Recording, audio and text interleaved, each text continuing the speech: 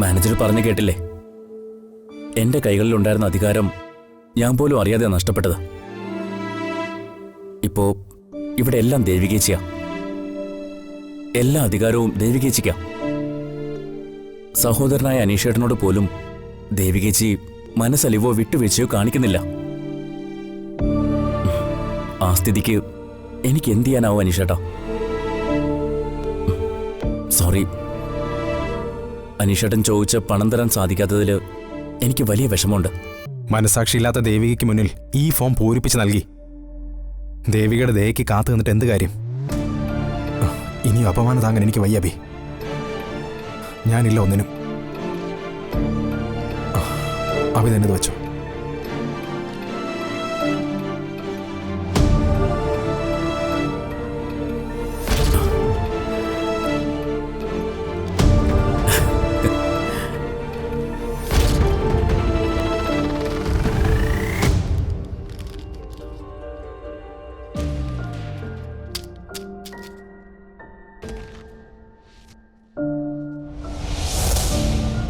അങ്കിളെ, ഈ ചെക്കുകളെല്ലാം ഞാൻ ഒപ്പിടണമെന്ന് പറഞ്ഞ് എൻ്റെ ഓഫീസിലേക്ക് വന്നതാ. ഇതെല്ലാം എന്താ എനിക്ക് മനസ്സിലായില്ല. ഈ ചെക്കുകളെല്ലാം ഇനി മോൾ സൈൻ ചെയ്താൽ മാത്രമേ പാസ്സാവുകയുള്ളൂ.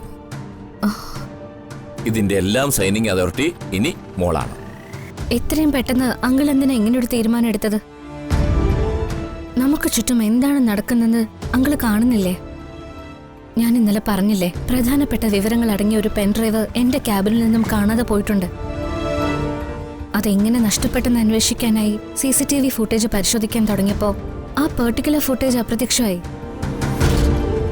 അതുപോലെ തന്നെ ജയിലിൽ കഴിഞ്ഞിരുന്ന ഭദ്രൻ എങ്ങനെ ഞാനും കുട്ടനും പാർക്കിൽ ഉണ്ടായിരുന്ന സമയത്ത് കൃത്യമായി അവിടെ എത്തി?